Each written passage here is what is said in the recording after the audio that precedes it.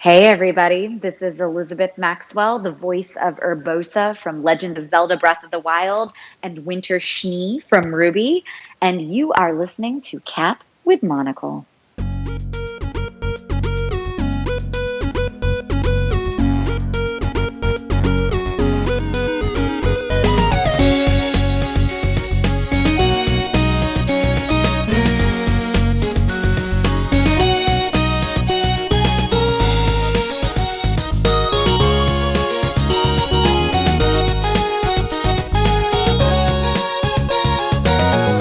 Welcome everyone, this is the 5th episode of Cat with Monocle's podcast. Today we have voice actress Elizabeth Maxwell. She voices the Urbosa from Legend of Zelda Breath of the Wild, and she's also done Overlord, Attack on Titan, Demon Gaze 2, Persona 5, and a whole lot of them. But I'm sure we can talk more about that, right Elizabeth? How are you doing? I'm wonderful. Meow. Sorry, I had to work that in somewhere. No, I appreciate it. So how is Texas by chance? I mean, I've visited a few times, but... Well, it's wonderful right now. It's kind of like that beautiful, like a short-lived spring that we get where all the wildflowers are blooming and it's warm, but it's not hot. It's actually been really lovely, but it doesn't typically last for very long. Yeah, it seems like that one, it actually does hit Michigan sometime, or somewhere in the Midwest, or somewhere not south. Kind of does that. You get about a good week, and then it's pretty much done. So yeah, it's a little chilly up here in Michigan, but it's doing okay. So you've been a fan of some pretty old movies like Wizard of Oz and even Raiders of the Lost Ark, which is really cool that you're into those kind of movies. You don't see, I don't see too many people actually saying, hey, I like this, or I talk about it. I guess what would be the top 5 of your favorite, I would say, I'm going to say old school movies, or just retro movies, or just movies you like? That's a hard one. Yeah, I'm a sucker for older movies. It's actually kind of funny. So I'll answer your question, I promise. But just to preface this, I'm actually a huge fan of, I don't want to say bad action movies, but kind of like the 90s era action movies. And I don't know if it's just because I grew up with them or I just kind of appreciate the cheesy style. Yeah. But I watched Demolition Man last night with my boyfriend, and we were kind of joking around about it, and I was like, but it's kind of like a very specific style of acting. It's not Shakespearean by any means, but it's kind of like it is its own style, it's its own thing. And he was like, what? So is it like stuff like this that made you want to become an actor? And I was like, I mean, not quite, but it is kind of stuff like this that made me want to go into action. Yeah. A lot of people know me for voiceover, but I do pursue on-camera work as well. And I very much want to, slowly build myself a niche in the kind of action, adventure, sci-fi realms of film. But let's see, top 5. Big Trouble in Little China is definitely up there. Oh, yeah. As is Raiders of the Lost Ark, which we already mentioned. Yes. I'm also, this is kind of cliche, but Princess Bride, I could watch on repeat, as well as The Labyrinth. Those are 2 movies that never get old for me. And what else?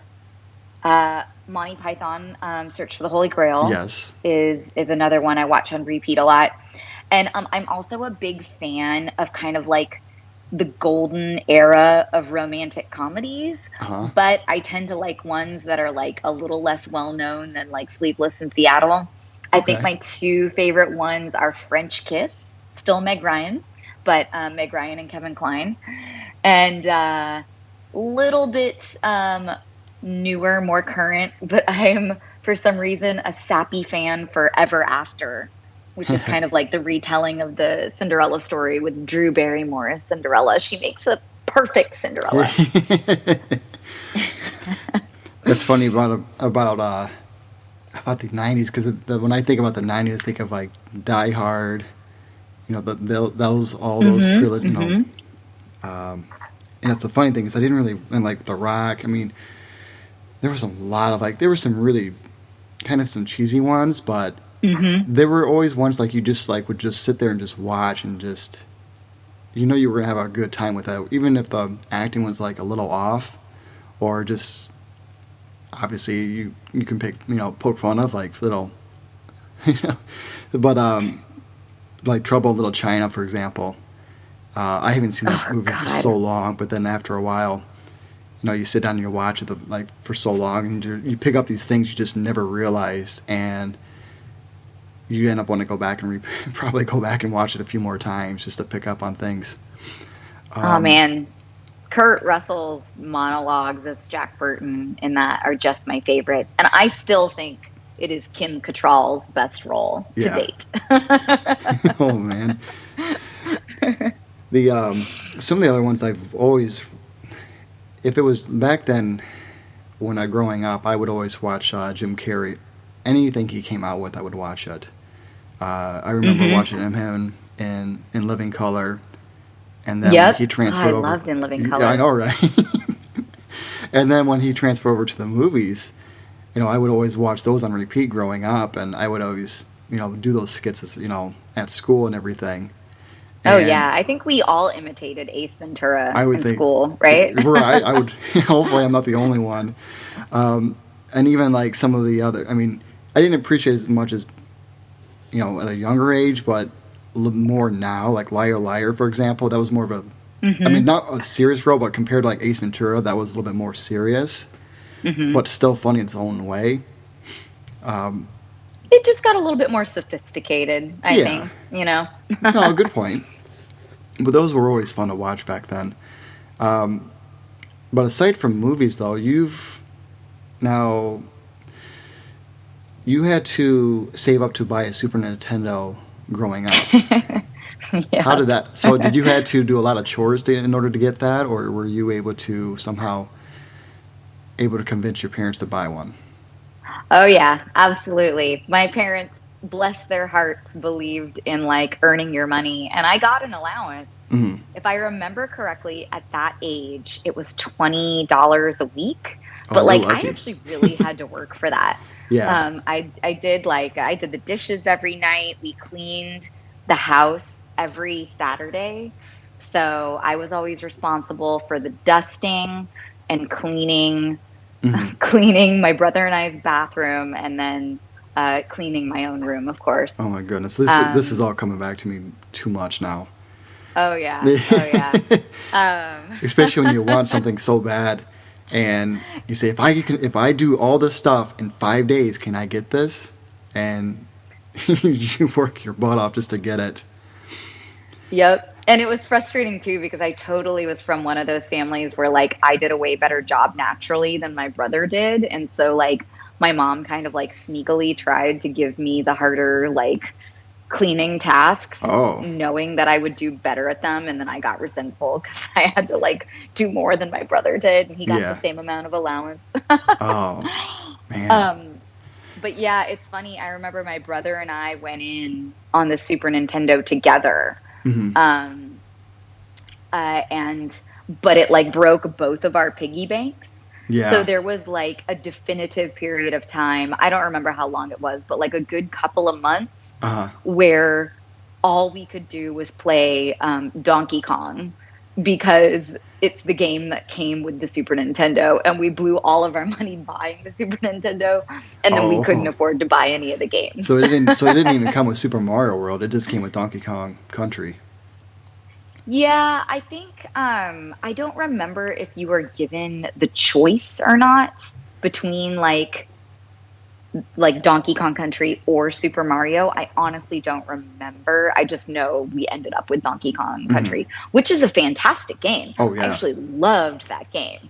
But after about 3 months on repeat, it gets old. It does. I remember I was kind of in that same situation where we had a Sega Genesis, and then all these cool games that were coming out for the Super Nintendo, like, I want that one. And it took a while for convincing to be able to get it, and some chores, obviously. But I remember picking that up, and I think I ended up playing my Super Nintendo a lot more than my Genesis. And I was a big Sonic the Hedgehog fan back then. But just being able to play like Super Mario World, Link to the Past, and then even games like Chrono Trigger, Final Fantasy, 3 back then, the crazy best. title.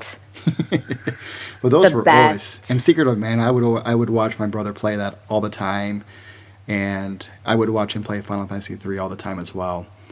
But me too. I was like, even though I owned a 50% share in the Super Nintendo, I was often relegated to the couch. Yeah, I didn't, and I don't know about you, but I didn't mind watching him play. It was just fun to watch. And then, then you think about like today's day and age where you've got Twitch and YouTube, like people will watch other people play, and I can understand why people would do that. And I don't see much of a problem with that way, but if I watch somebody play, I would have a hard time finishing that game.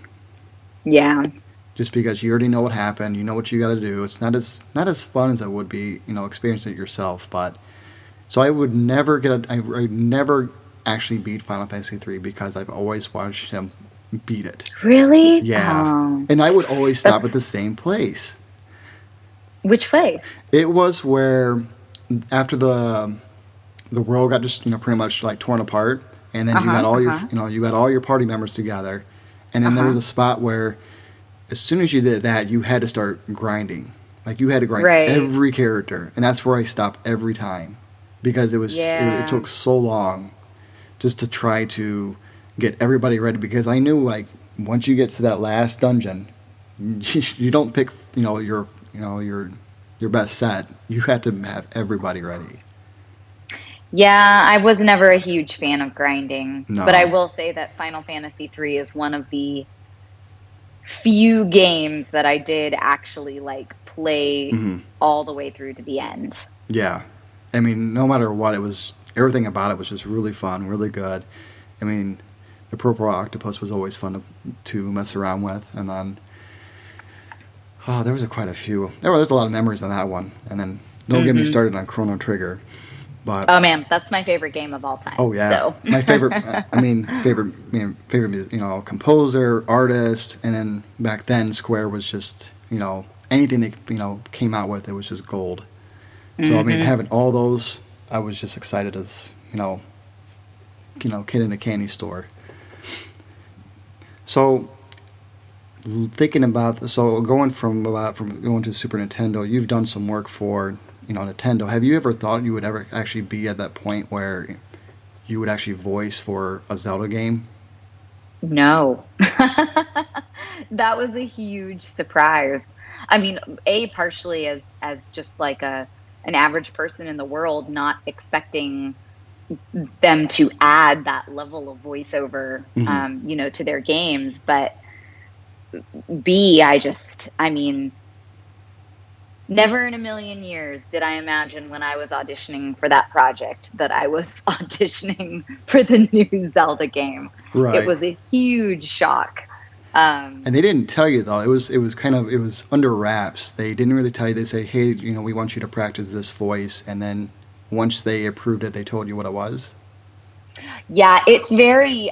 This is not uncommon with video games because they rely so heavily on, secrecy and being able to kind of control when, stuff is released that, I've worked in most every realm of entertainment, and video games by far have been the strictest with, secrecy and, keeping things under wraps.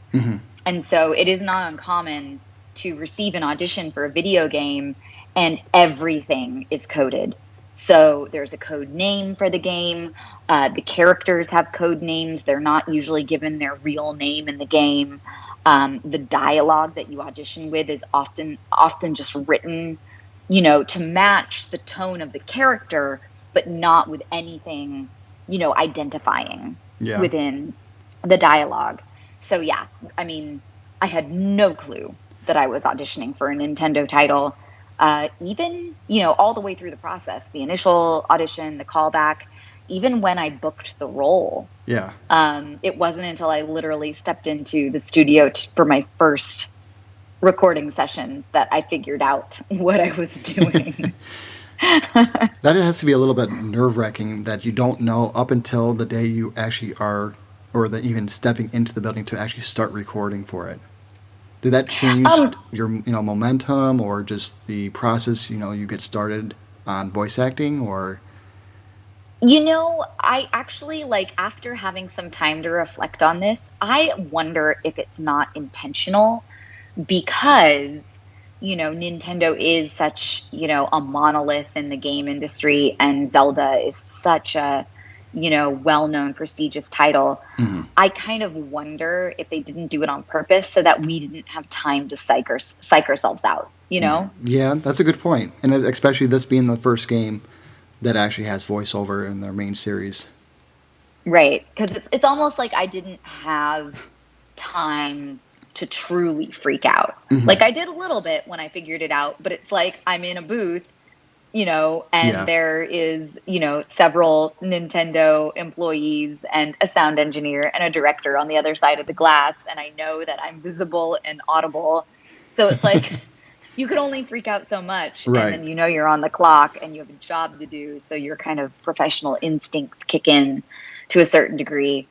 And I don't know this for a fact, but I do kind of wonder now if that wasn't part of their, benevolent master plan. I want to think they would do that, because with everything they announce with their directs and everything of their products, they are really quiet about it, and they try to keep it as quiet as long as they can. And a lot of people speculate, try to figure out what's going on. While they may get some of it right, but they don't get all of it right. And that's the fun part about what they do, is you don't know what they're going to do. You don't know how they're going to do it. And when it does happen, I think a lot of people do eat it up and enjoy it to the fullest as much as they can until the next thing comes out. But to be able to, where you just came in, I'm going to be in a Zelda game, and mentally prepare yourself and start recording, I'd say you did a pretty darn good job. Aw, thank you. I mean, just thinking about the pressure you would have to even start thinking about, I'm going to be in this big of a title of a game, and I'm voice acting it, and I had to start recording in just a matter of, minutes or hours. I'm not sure how long you had to wait. Would probably, I don't know how many voice actors would have to start thinking, mentally prepare themselves. But again, I think you did a great job. You just getting it down and, going forward with it. Thanks. I was lucky. We had an amazing team that we worked with. All the Nintendo people were so supportive and so kind. And the director, Jamie Mortellaro, was incredibly gifted with just like keeping us, grounded and, giving us all the emotional context we needed. Like, they really provided an amazing atmosphere to make it so that we could thrive, within the roles. So I cannot take full credit.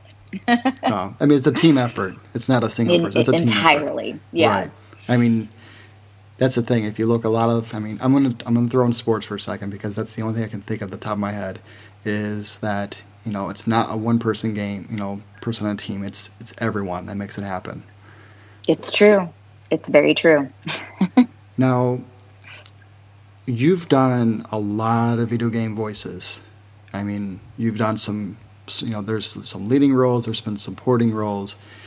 Just to name a few, like Dragon Ball's Universe 1 and 2 are some examples. You've done some for Dark Rose Valkyrie, Demon Gaze 2. You've got quite a few in the list. Out of a lot of them that you've worked with, what was the one you've enjoyed the most? That's a good question.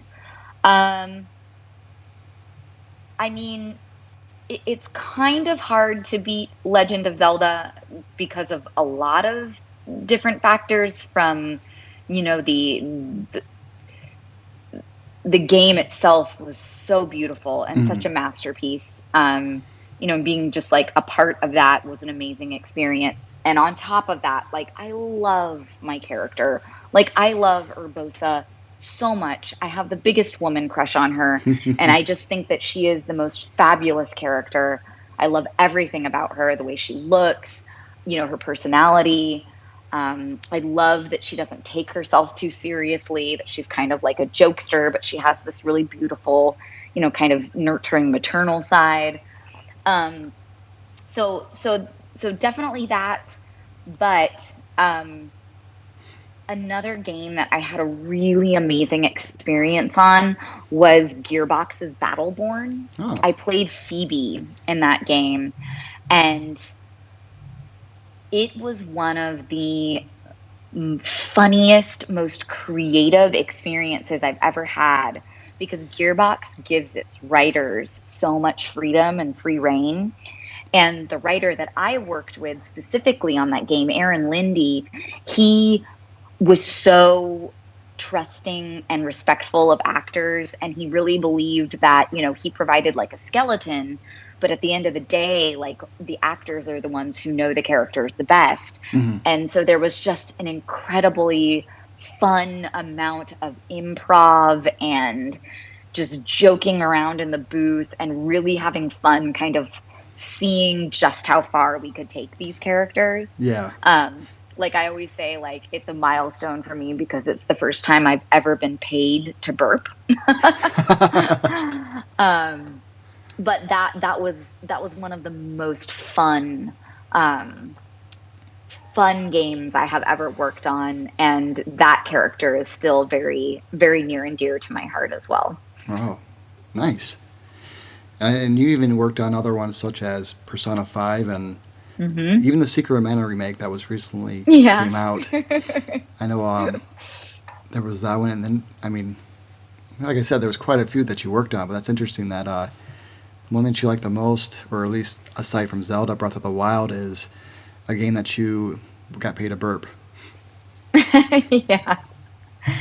Well, and it's also just, a lot of times as voice actors, we are working with dubbing performances, which is definitely, its own skill set. It's difficult and fulfilling in its own way, but there is a different level of creative freedom that comes from doing prelay, which is where you're the first person to record the character. So the mouse are animated to you instead of you having to match the mouse. And yeah, Battleborn was one of those where there were no constraints. Yeah. Like we could just go wild and do whatever we wanted, and the animators would just deal with it. That's actually kind of at least sigh of relief, I would imagine, compared to having to, like you said, dub voices or something that was coming from out of the country and have to work with that animation already set up. Mm-hmm. Now, let's see here.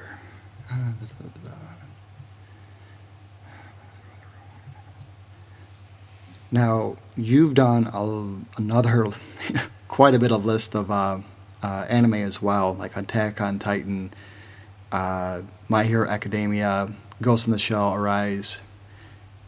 You've also made an appearance on Red vs. Blue, just to name a few, actually. Now, you know what? Now that I think about it, Overlord. I mean, that one's still ongoing. And I assume you're still dubbing that right now? Indeed. How does that work, though? When something's already started, you have to go ahead and do the rest of this. So, for example, season 2's already, I believe it's done airing or still going. I can't remember. There's just so many shows come and go, but how does that work? Do they bring you in to do the entire season, or just come in, every week to do an episode? Well, actually, things have changed quite a bit at Funimation as simul-dubbing has become way more prevalent and popular. It used to be, to my understanding, that basically Funimation, whatever company in the U.S. is dubbing, the Japanese anime, they would get the rights to distribute in America after the show had fully aired in Japan. And so we would get, whatever, this Overlord season 2, we would get it in its entirety, and we would dub it in one fell swoop, and then, release it on the website or release it in DVD format. Right. But simuldubs has kind of changed everything, because basically now we're getting the rights to a particular episode of an anime just days after it's aired in Japan. So the turnaround is now anywhere between a week and 2 weeks for a simuldub show. So yeah, it's completely, and it is becoming more and more popular. More and more shows are being done in the simuldub style, as opposed to the, kind of larger full season release. So yeah, I mean, it's just kind of changed the way that we do things, because you don't go in and dub, an entire season in 2 days anymore. It's now much more spread out. Right, especially with like a 12 episode series. I mean, that's going to be quite a few days out of your time to do those. Now, is it a lot harder to do these simultaneous, dubbing compared to, we're going to take care of this in just a matter of a mere days and then just release it all at once? I think it just kind of depends on the actor. I mean, to be perfectly honest, as an actor, I kind of preferred the old way of doing things, because it allowed you to get kind of like into the rhythm of your character and then like stay there for a couple of hours. So it was like I felt like I kind of like was able to like reach a depth in the character very quickly and then sustain it. But I think, for fans and, the people who watch the anime, I think the simuldub is definitely probably preferred, because it makes it so you don't have to wait so long to see the dubbed version. You know? There's a good and there's a bad on each part. And I can understand how each one, especially when you're having to start on a project, you're doing a little bit of it, then you got to stop, come back to it the following week, do a little bit more. And then so, it seems like it would take a little bit more time to get into the rhythm compared to, doing it all at once. Yeah, exactly. Okay. So now, was Attack on Titan your very first anime voiceover? It was, yeah. That's a pretty big one to start off with, too. It is. I am so glad I did not quite realize at the time. Again, like, I mean, I knew it was a big anime on some level, but especially it being my first, I'm really glad that I didn't realize like the scope of Attack on Titan's popularity, like when I first started recording. Yeah. Or I would have been even more freaked out than I was. Yeah. This is all coming back to like how it was with Breath of the Wild a little bit. Oh yeah.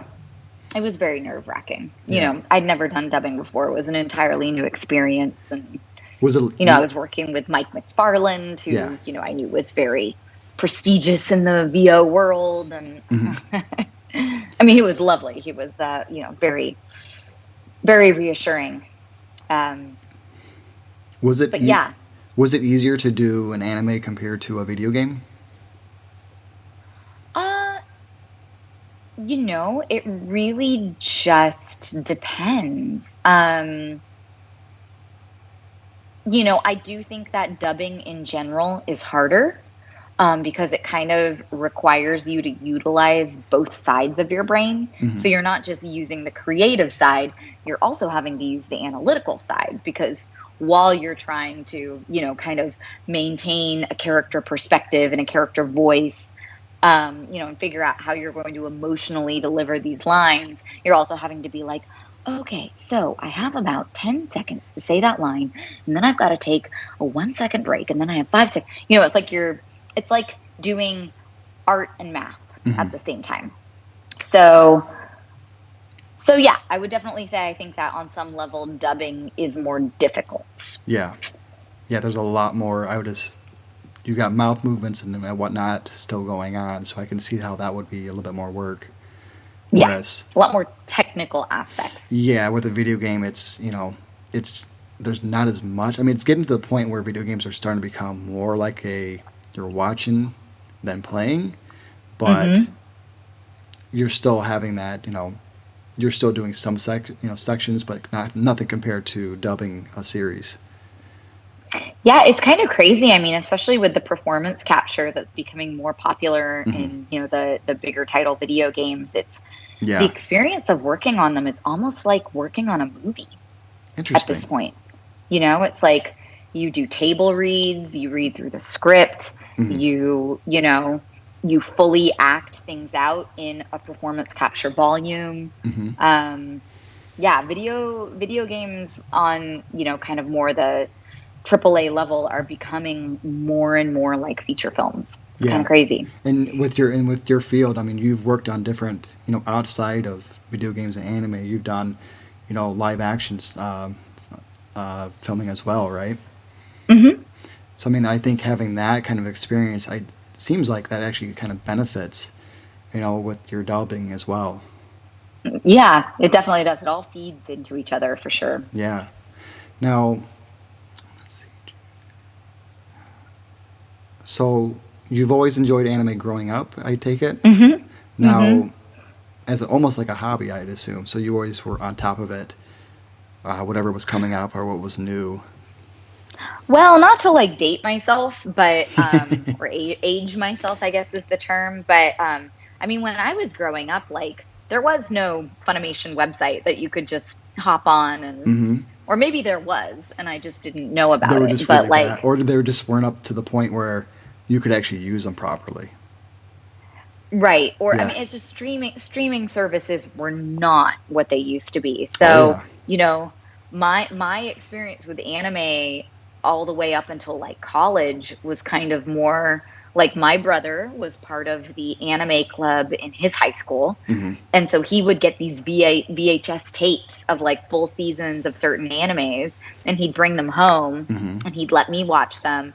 And that was kind of like, I didn't get to necessarily like choose what I was going to watch per se. I was a bit at the mercy of whatever my brother brought home. But thankfully, my brother has fantastic taste in anime. Oh, So I got exposed to some really great animes early on. what kind of series were those? Well, the very first anime that I ever saw was the original Ghost in the Shell movie, Holy which crap! was, yeah, right? Yes, I that was was like, that was the same for me. I kid you not. My older brother and I, when he turned to an age, I think it was 18. We went to the video store and we rented. One of them was Ghost of the Shell, and we took that home. It was VHS, and then we watched it. And after yep. that, I was like, okay, I'm hooked now. I So, mean, I will admit, I didn't like, I was kind of young to be watching it. I think I was like 10 or 11. So a mhm. lot of it went over my head, but it still left a Yeah, very strong impression. it was though. Like it was. Visually it was great, but the story I was confused as hell. But I mean, obviously I still watch it today. So I mean, it must have not really entirely broke, at least break me apart.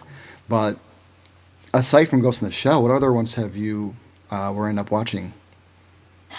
Two of the other really big ones for me growing up that I watched over and over again, JoJo's Bizarre Adventure Mm-hmm.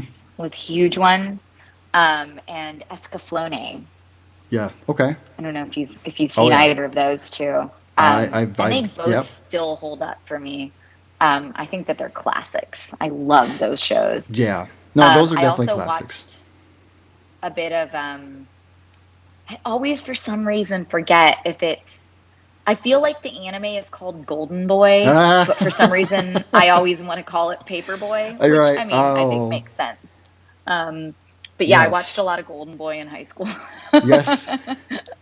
I you are the second person I've talked to in the voice acting industry that has watched Golden Boy. And I don't know if you agree to it or not though, but the dubbing for that was actually done very well.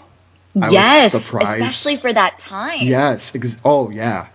Like I think at the point where I later down, let's say I don't say a few years ago, I ended up getting into an anime group around the area, and one of the things we talked about was Golden Boy and how, kid you not, like the dub was actually better than the Japanese voice acting, and it's never heard of. But he did a fantastic job with that.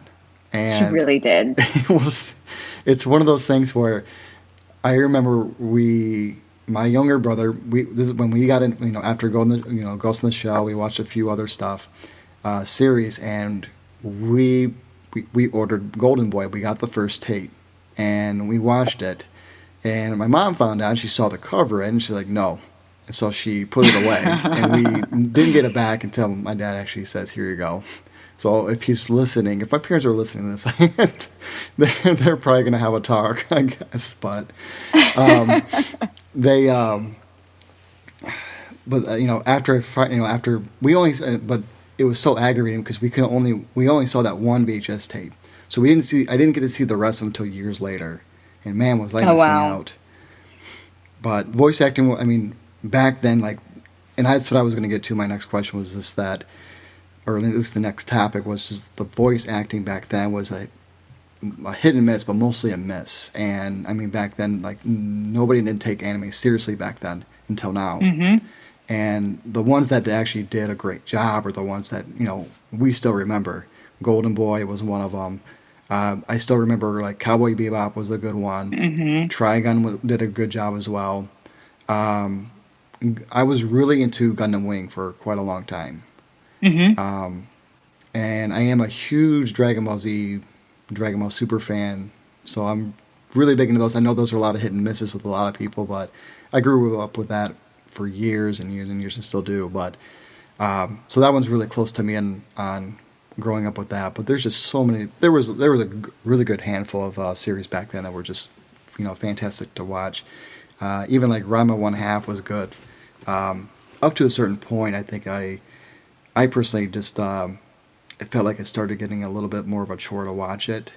I believe the art direction, how they were going with that, was entirely different than what the original artist wanted to do with it. So the studio wanted to do it more of a slapstick comedy, and that's how it kept going for the rest of the seasons. And it did get more of a redundant for a while. So I don't know if you remember watching Ranma 1/2 growing up or whatnot, but there's been a few anime series that actually just kind of would take forever on what they were doing. I mean, Inuyasha is another good example. It was a good I have series. not actually seen that one. It was a good series. It's just how long you're going to keep this up. And then when they when they finally stopped, and then they finally said years later, okay, we're going to wrap it up. So they actually came back, made like a short. I'm not sure if it was 26 episodes or I think it was 26 episodes. They wrapped it all together, and they actually ended it on a good note. So, but it was like over 100 episodes of just the same thing over and over again. You could actually just watch bits and pieces, stop, fast forward another 20 episodes, and then watch 3 more, and then those were kind of annoying, but it was still a pretty good series. So aside from those, were there any other anime shows that you've always enjoyed watching growing up? I mean, I think I already told you about the ones that were nearest and dearest to my heart. Mm-hmm. Do you ever go back and watch the shows that you dubbed for? I do sometimes. It's one of the funny paradoxes of this job is it's like the more that I do VO for a living, the less time I have to like watch anime and play video games for fun. Yeah.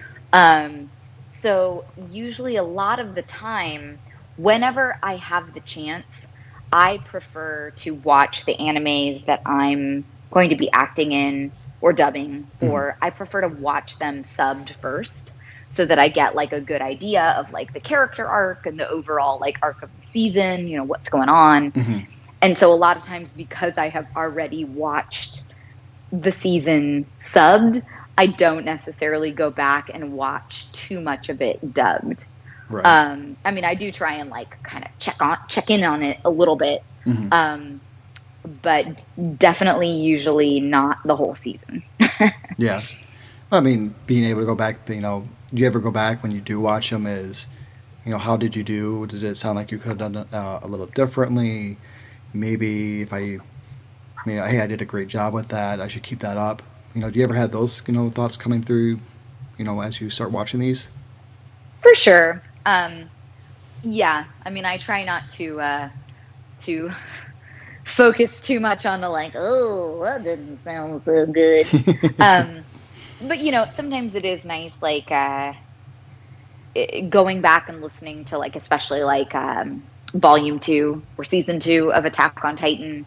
Like a lot of the really intense scenes that I had with Bryn, April's, Krista / Historia.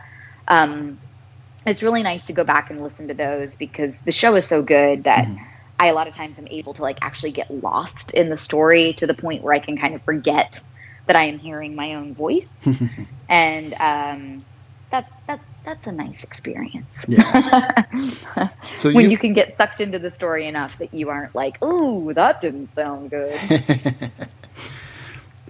You've worked, so it sounds like you work with a lot of different writers and a lot of different talents for each different project. I guess has there? I mean, I assume you're going to run into the same writer, director and whatnot multiple times. I assume in the same company, but cross let's say you different companies like Square, Funimation and whatnot. Do they ever cross paths like in between like an anime and a video game? Like you'll meet the same people. It's pretty rare. Mm-hmm. Yeah, I mean, and unfortunately, it is fairly rare for us as voice actors to get to be in contact with the writers. Like I would say on Gearbox's Battleborn, that was actually a pretty unusual experience to have the writer there. Usually that is not the case. With anime, absolutely, I run into the same people quite a bit. But, in video games, I guess it just kind of depends. Yeah. A lot of times companies, if they like working with a particular director, they will hire them multiple times. Or, if you work with a director that you get along with and have a good, creative relationship with, a lot of times they'll bring you in on multiple projects for multiple clients. There is definitely an element of like you create, professional relationships and friendships and, a lot of people just do tend to work better with or prefer working with people that they have, some sort of rapport with already. When you kind of build a network for, working with a lot of different talents out there. And I assume like by doing that, it actually does help you bring in more projects to get on. Oh yeah, absolutely. Now, I'm going to go back in time on this one. So you went and got a BFA in theater through Chapman University. Now, what did you take out of that going into, where you're at today? Well, I think the number one thing that I took away from it is that I'm glad I went to college so that I didn't immediately move to LA because I do think that, having that cushion in college prepared me to be more successful when I moved to LA in my early 20s as opposed to at the, tender age of 18. But, a lot of us voice actors talk about this a lot at conventions when people, ask us like, oh, I want to be a voice actor. How do I get into it? How do I get started? And one of the first things people always say is that it's called voice acting for a reason. And that, having an array of funny, weird, wacky voices or being able to do an impersonation is great. But the acting is at the core of it all. And so, I mean, being able to spend 4 years of doing nothing but studying different styles and techniques of acting in college was, absolutely invaluable. And, we did a lot of work with what's called the Alexander technique, which kind of is about freeing your voice. It is kind of getting in touch with your body and aligning your body in a way that it allows your true voice to come out of it. Because a lot of us don't realize that whether it's because of societal pressures or expectations or tension that you hold in your throat or in your body. Many of us don't speak in our true voice. Mm-hmm. And I discovered in college that I definitely was pitching my voice higher than is actually natural for me. So, a lot of people know me as being kind of like, more a lower voiced, badass warrior, sexy kind of character. Mm-hmm.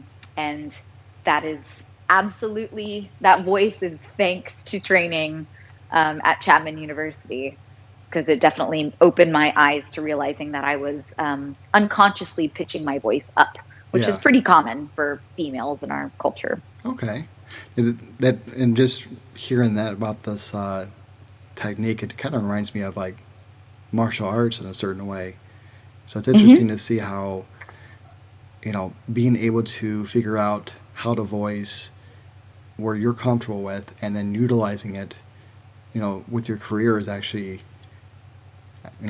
actually makes, quite a bit of sense to enjoy what you're doing, I assume. Mm-hmm. Now, let's see. So, you've wanted to be an actor at a young age. So, can you turn, what kind of performances did you end up doing growing up to get you started to get into acting?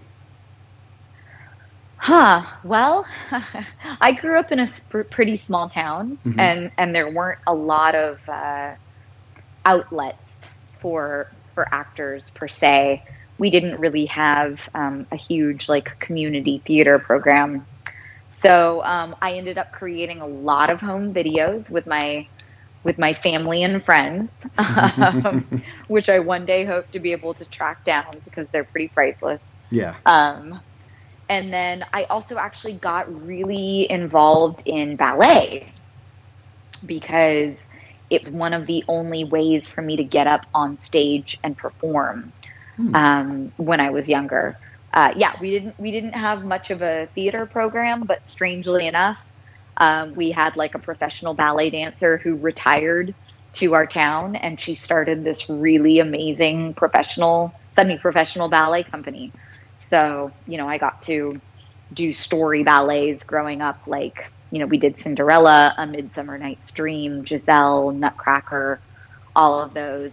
And so that was I actually started out as a dancer because it was the only way that I could act in front of an audience Yeah. as a teenager and, growing up. And that helped you out, with voice acting to getting comfortable with, you know, using your talents in front of others and not to be, Hmm. you know, start to, I wouldn't say scared or just uncomfortable. Yeah, being comfortable being Yeah. seen while Yeah. performing. Yeah. Now, what kind of advice would you give for someone who's interested in becoming an actor? Um, oh goodness. Well, um, I mean, I always believe in utilizing whatever kind of tools that you have available where you live first. Mm-hmm. Be that community theater, be that an acting class at a community college, an improv class, anything like that. And I think that most people can tell pretty quickly whether it's like, oh, well, this is fun. This is something I'm going to pursue as a hobby, in my spare time versus like, oof, I have like the burning desire, to do this, with my life. Mm-hmm. In which case, then, you can think about moving to a larger market. But yeah, I mean, I think really giving yourself the room to kind of like explore your connection with and your passion with acting Mm-hmm. first is crucial without there being too much pressure Yeah. on, is this going to be my career? Is this, going to make me money? You got to get in touch with the art before you start thinking of the career aspect of it. Right.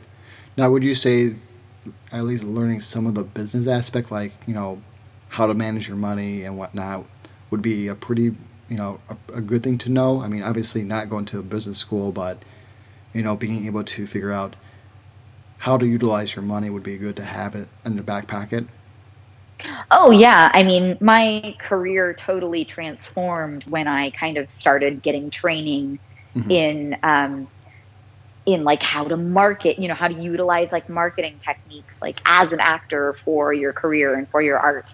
I mean, that is so important and it's such an overlooked part of the realities of making a career out of acting. Yeah. Um, so for sure, I just don't usually encourage people to start there, is all. Yeah. Right. Do what you like, build upon it, and then before you get too ahead of yourself, manage your money pretty,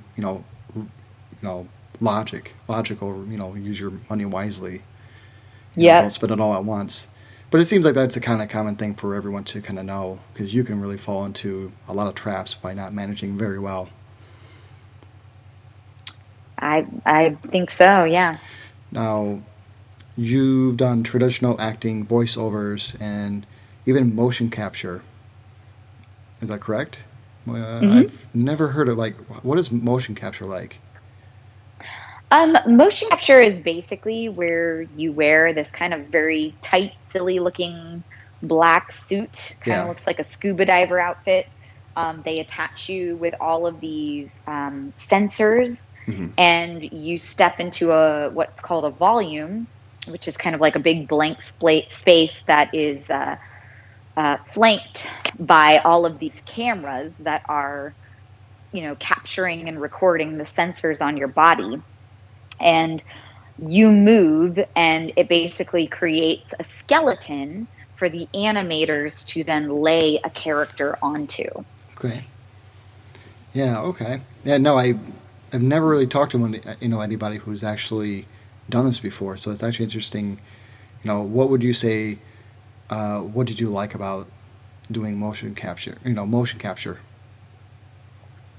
Well, it just kind of like it's a melding of, a lot of different parts of the art. It's like you get to, so often in voiceover, we are limited to only being able to use our voice, Mm-hmm. which is, its own beautiful little complicated, process in and of itself. But, being able to add in that extra layer of bringing the character to life through the way that you move is just, another added layer that's really fun.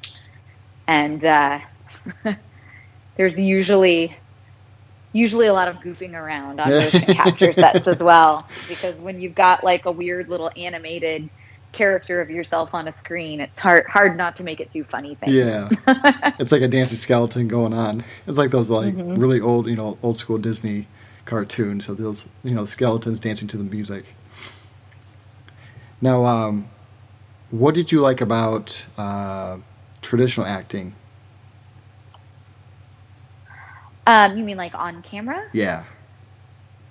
I mean, kind of like I said, it's just its own. I mean, I love them both. I would never want to have to choose between doing on camera and voiceover.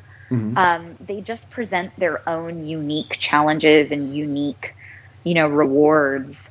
There's different, techniques and methods that I employ depending on what I'm doing. Mm-hmm. And, there is something kind of cool about, actually knowing that, like, what you're doing is being recorded, how you're moving, the slightest, Mm-hmm. twitch in your face or, twitch of your fingers is being captured and adds to the story. Mm-hmm. So, I mean, there's definitely a different nuance of performance there that's really fun to play with. It seems like with when you mentioned earlier about ballet, it seems like that came in a lot to an effect of that experience for on camera acting and motion capture. Mm-hmm. Am I wrong? It Or definitely helped. okay. Absolutely. Now voiceovers. I mean, that's an entirely different thing. What did you like about doing voiceovers? Well, I mean, like I said, it presents its own challenge because you have to convey everything I just talked about Mm-hmm. with your voice alone. But one of the coolest things about voiceover for me is the freedom that it gives you and the type of character that you can play. Right. You aren't limited to what you look like, what your physical body is. You can play any age, any gender. It's very common for, male voice actors to play females and female voice actors to play males. You can voice an animal, you can voice an alien, a monster. Now, It's like the sky is the limit. now I have to ask you: is what voices did you voice as a male character then? Um, let's see. I haven't done as many males as some other female VO Mm-hmm. people that I know.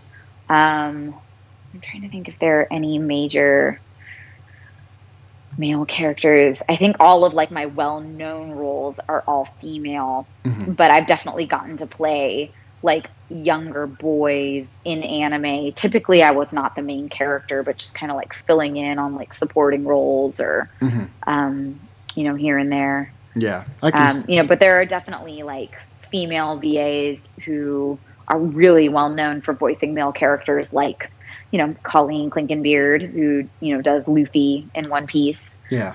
Or Brina Palencia, in Black Butler. Okay. So Interesting. Now, there was a post-apocalypse gravel novel that apparently you were the inspiration of a heroine. Can you tell us about that? yeah, sure. And sorry, Seth, just to let you know, I do need to kind of start wrapping things up. Yes, this is actually the last question. And Okay, then perfect. I wanted to do is after this one, I was hoping we can get a opening section and then a bumper, and then that's it. Is that possible? Yeah, sure. Awesome. All right, so I'm going to repeat that question one more time. So, Sure. you were an inspiration for a heroine in a post-apocalypse graphic novel. Can you tell us more about that? Yeah, one of my best friends is this incredibly talented photographer named Joseph Corsentino, and he's also a Photoshop wizard, and he's one of those people who can create entire universes in his mind. His genius is just kind of insane. And we met when I want to say 20, and struck up a friendship. And I started modeling for him. He does a lot of fantasy photography. So he, does photo shoots of like fairies and vampires and angels. And through stories that he'd already kind of come up with in his head and characters that we slowly started working on together, we came up with the storyline for a story called Afterlight, which basically kind of takes a mythology that he created and throws it into a post-apocalyptic world. And I play a character named Hallian, who is an angel, and she basically is kind of trying to protect the last vestiges of humanity from the rest of the angel population, who, it's very, the storyline is very complex. It would take me a while to go into it, but basically humans create a life force called Kai, and angels kind of feed off of that life force. And it was a very symbiotic relationship to start. Mm-hmm. And then things kind of go awry. And that's where the events of the graphic novel take place. But yeah, that was an incredible project to be a part of. I've never really heard of anybody doing a photography-based graphic novel before, and I was so proud of the way it turned out. That's interesting, though. I mean, I've never heard of it until now, so that's something I had to pick your brain about to know a little bit, just at least to get know more a little about that. Well, Elizabeth, I appreciate you coming out and doing a podcast with us. Where can everyone find you? Oh, gosh. You can check out my website if you'd like. It's www.aboutelizabethmaxwell.com. And on social medias, I recommend finding me on Twitter at AboutElizabethM. or Instagram. And there I'm just at Elizabeth Maxwell. I guess I must have been the first one, Elizabeth Maxwell, to join Instagram. There we go. And you can find Cat with Monaco at catwithmonaco.com. And you can also find us on Facebook, Twitter, Twitch, YouTube, Instagram, all those fancy social media channels that we all love to use at Cat with Monaco. Elizabeth, I appreciate you coming out for this podcast recording. You are so welcome. It was a pleasure. Awesome.